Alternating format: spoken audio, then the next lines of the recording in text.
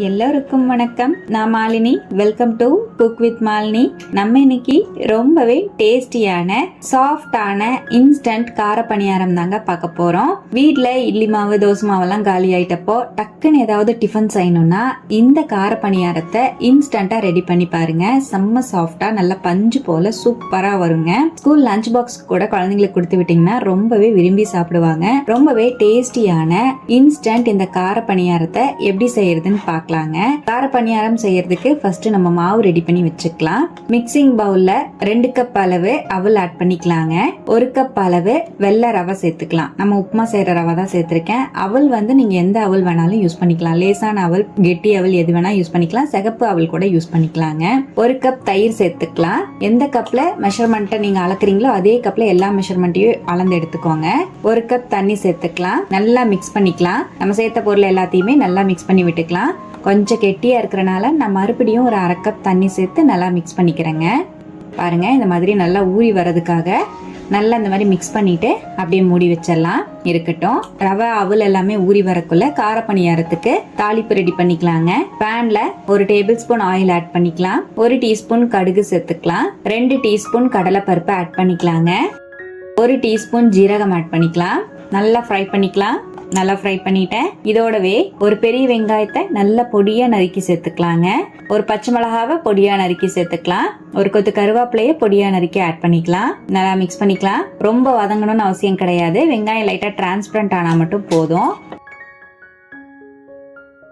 இப்ப பாருங்க, நல்லா வதக்கிட்டேன். இதோடவே ஒரு கேரட்டை துருவி சேர்த்துக்கலாங்க. நீங்க இதுலயே கேப்சிகம் ஆட் பண்ணிக்கலாம். உங்களுக்கு பிடிச்ச மாதிரி பீன்ஸ் கூட கட் பண்ணி சேர்த்துக்கலாங்க.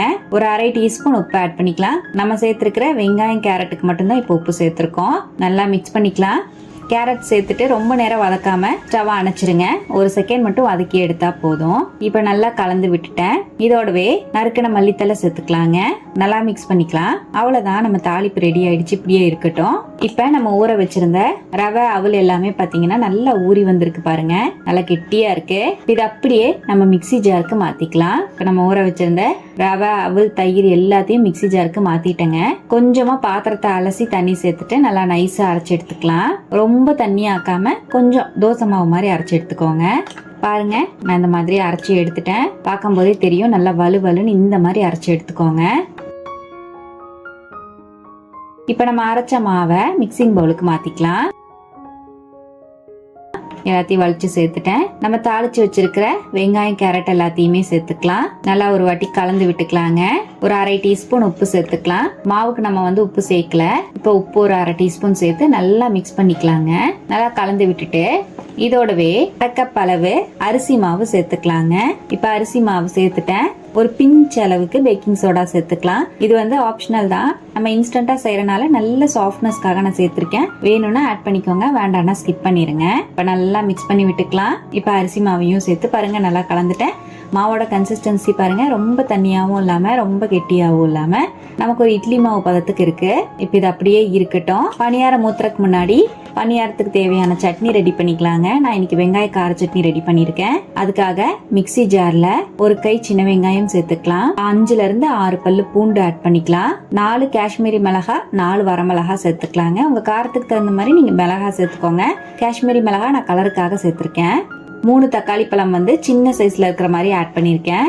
1 டீஸ்பூன் கல்லுப்பு சேர்த்துக்கலாம். நல்லா நைஸா அரைச்சு எடுத்துக்கலாம். பாருங்க, இந்த மாதிரி அரைச்சிட்டேன். கொஞ்சமா புளி சேர்த்து மறுபடியும் அரைச்சு எடுத்துக்கலாங்க. நான் மறந்தனால இந்த டைம்ல சேர்த்திருக்கேன். நீங்க முதலே ஆட் பண்ணி அரைச்சுக்கோங்க. இப்ப புளியையும் சேர்த்து நல்லா அரைச்சு எடுத்துட்டேங்க. வெங்காய கார சட்னி ரெடி ஆயிடுச்சு. இப்ப நம்ம தாளிப்பு ரெடி பண்ணிக்கலாங்க. பேன்ல 2 டீஸ்பூன் ஆயில் ஆட் பண்ணிக்கலாம். 1 டீஸ்பூன் கடுகு ஆட் பண்ணிக்கலாம். 1 டீஸ்பூன் கடலைப்பருப்பு சேர்த்துக்கலாம். 1/2 டீஸ்பூன் ஜீரகம் ஆட் பண்ணிக்கலாம். 2 வரமிளகா அப்படியே காம்போட சேர்த்துக்கலாங்க. ஒரு கொத்து கருவேப்பிலை ஆட் பண்ணிக்கலாம். நல்லா மிக்ஸ் பண்ணிக்கலாம். இப்ப நம்ம தாளிப்போடவே நம்ம சட்னி ஆட் பண்ணிக்கலாம். நம்ம எல்லாத்தையும் பச்சையா அரைச்சு சேர்த்திருக்கிறனால தாளிப்போட 1 நிமிஷத்துக்கு மீடியம் ஃப்ளேம்ல வச்சு நல்லா கலந்து விட்டுக்கலாங்க. உப்பு செக் பண்ணிக்கோங்க. எனக்கு உப்பு பத்தாதனால நான் ஒரு 1/4 டீஸ்பூன் அளவுக்கு உப்பு சேர்த்திருக்கேன். நல்லா மிக்ஸ் பண்ணிக்கலாங்க. இப்போ 1 நிமிஷத்துக்கு மட்டும் நல்ல சட்னியை சுருள கலந்து விட்டுட்டேங்க. அந்த தாளிப்போடவே நமக்கு நல்லா சுருண்டு வந்தா போதும். நமக்கு இந்த வெங்காய கார சட்னி ரா ஃபிளேவர்ல லைட்டா இருக்கும். உங்களுக்கு ரா ஃபிளேவர் பிடிக்காது அப்படின்னா நீங்க வெங்காயம் தக்காளி எல்லாத்தையுமே வதக்கி ஆட் பண்ணிக்கோங்க. இப்போ அவ்வளவுதான், நம்மளோட சட்னி ரெடி ஆயிடுச்சுங்க. ரொம்பவே டேஸ்டியான வெங்காய கார சட்னி சூப்பரா ரெடிங்க. நம்ம செஞ்சிருக்கிற பணியாரத்துக்கு மட்டும் இல்லாம இட்லி தோசைக்கெல்லாம் சூப்பரா இருக்கும். இப்ப நம்ம பணியாரம் ரெடி பண்ணிக்கலாம். பணியாரக்கல் சூடா இருக்கு. தேவையான அளவுக்கு ஆயில வந்து ஸ்ப்ரே பண்ணிக்கலாங்க. கொஞ்சம் கொஞ்சமா ஆயில சேர்த்துட்டேன்.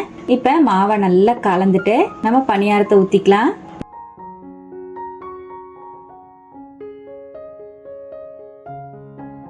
இந்த மாதிரி பணியாரத்தை எல்லாத்தையுமே ஊத்திட்டு தேவையான அளவுக்கு ஆயில மேல நல்லா ஸ்ப்ரே பண்ணி விட்டுக்கிறேன். அப்படியே மூடி வச்சிடலாங்க. அவ்வளவுதான். மூடி வச்சு மீடியம் ஃப்ளேம்லயே வேக வச்சு எடுத்துக்கோங்க. ஒரு சைடு நல்லா வெந்ததுக்கு அப்புறமா திருப்பி விட்டுக்கலாம். இப்ப பணியாரம் எல்லாம் பாருங்க, நல்லா ஒரு சைடு நல்லா வெந்துருச்சு. இப்ப நம்ம திருப்பி போட்டுக்கலாம். மெதுவா அப்படியே திருப்பிட்டீங்கன்னா நல்லா வெந்துரும். ரெண்டு சைடுமே நல்லா வேக வச்சு எடுத்துக்கலாங்க. இப்ப நான் திருப்பி போட்டு ஒரு 2-3 செகண்ட் அப்படியே மீடியம் ஃப்ளேம்லயே விட்டுருந்தேன். நம்ம பணியாரம் எல்லாம் சூப்பரா ரெடி ஆயிடுச்சு. கல்லுல ஒட்டாம சூப்பரா வந்திருக்கு பாருங்க. வெளியே எடுத்துடலாம். நல்லா இந்த மாதிரி செவக்க வச்சு எடுத்துக்கோங்க. அவ்வளவுதான். ரொம்பவே டேஸ்டி அண்ட் ஈஸியான இன்ஸ்டன்ட் கார பணியாரம் சூப்பரா ரெடி ஆயிடுச்சுங்க. நம்ம செஞ்சிருக்கிற கார சட்னி, தேங்காய் சட்னி, தக்காளி சட்னி எல்லாம் வச்சு தொட்டு சாப்பிட அவ்வளோ அல்டிமேட்டா இருக்கும். கண்டிப்பா இதே போல நீங்களும் இந்த இன்ஸ்டன்ட் கார பணியாரத்தை நீங்க ட்ரை பண்ணி பாருங்க. எவ்வளவு சாஃப்டா மெத்துன்னு இருக்கு பாருங்க. குழந்தைங்களுக்கெல்லாம் ரொம்ப பிடிக்கும். லஞ்ச் பாக்ஸ்க்கும் செஞ்சு கொடுத்தீங்கன்னா ரொம்பவே சாஃப்டா சூப்பரா இருக்குங்க. கண்டிப்பா இதே போல இந்த இன்ஸ்டன்ட் கார பணியாரத்தையும் வெங்காய கார சட்னியையும் கண்டிப்பா ட்ரை பண்ணி பாருங்க. ட்ரை பண்ணி பார்த்துட்டு எப்படி வந்ததுன்னு கமெண்ட்ல மறக்காம என் கூட ஷேர் பண்ணுங்க.